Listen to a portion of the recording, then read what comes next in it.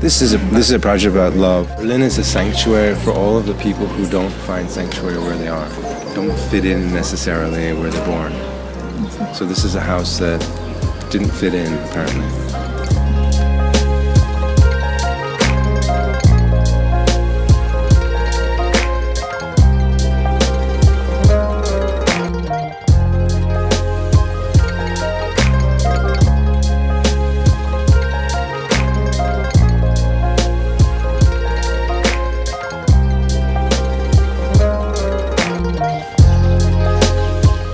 It was a difficult project for anybody to work on.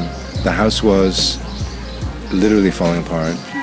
At one point, the neighbors were watching the house after we had taken the more salient pieces of the house, the floor and the doors and the outer walls. They were sitting on their porch one day, and it was a rainy day, and apparently part of the inner column fell on its own. So it was a dangerous project. You know, if you look at it from the outside, it looks like it was a difficult process, but actually it was really easy because I really, really wanted to do it. I felt a moral obligation, but I also felt a tremendous honor to be even in the presence of Rhea Macaulay, Rosa Parks' niece. I was contacted by Pulse-Beat TV, and they wanted to figure out whether or not I was the bad guy. Was I exploiting the city? Or was I someone who was attentive to the issue of forgetting?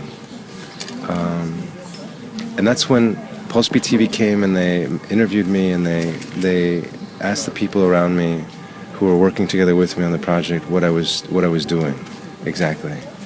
And they decided after talking with me that they wanted to show me the Rosa Parks house because they thought that maybe I had a solution. And that's when I met Rhea Macaulay, Rosa Parks' niece and closest living blood relative. Well, it's important for people to know that this is not my house.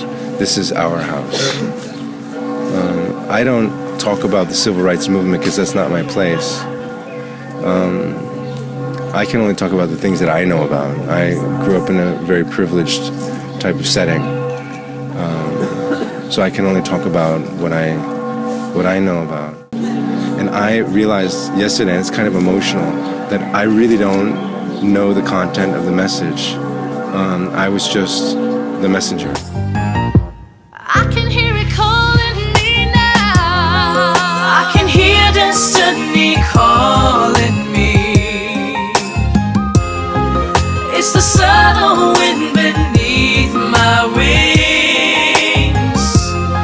It takes me higher, gives me air to breathe. Well, I think that it troubles me that this house was placed on the demolition list to begin with, and I still don't know why that happened. I don't know why the Detroit City Mayor's office was not more interested in this project. You know, they knew all along that I was interested in saving some houses from oblivion. I wanted to save one of them to represent the 80,000. You know, everyone wants to be able to go back to the house that they once lived in when they were a child. That the government should have been so callous as to not want to preserve the memory of Rosa Parks. That shifts it to a whole nother level. Rhea Macaulay extended herself to many institutions. She showed me a list of 25 people that she'd written to, and she was very upset that everybody ignored her, basically, ignored her call for help. I was the last person on the list, and you know, I've said in the past it should have been somebody else taking care of this project.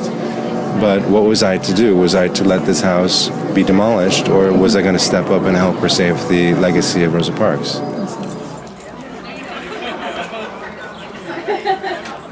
This house is also evidence of something, that America is not the America the good, the role model for the world that it pretends to be.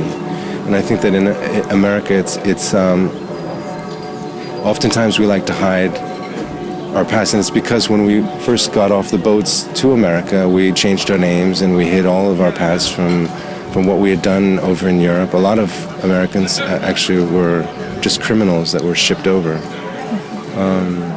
So we have this thing where a lot of Smiths and a lot of Joneses, you know. So we like to change our last names. To date, notwithstanding the fact that there have been articles in the New York Times and USA Today and basically all over the world, even in Nigeria, they're reading about this project. Notwithstanding that fact, no major institution in America has taken interest. Why is that happening? I don't really understand it myself. We are like custodians. We're waiting for a proper setting for this house. And I'm just waiting for this house to finally find its home.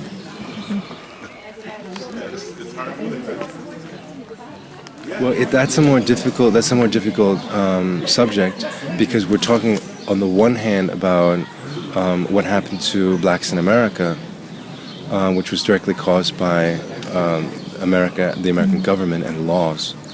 And then you have, on the other hand, you have the refugee crisis, which was potentially partially because of destabilization of the Middle East caused by, again, American intervention. So it's a very strange circle that seems to, it closes at a certain point. No, I haven't received a single email.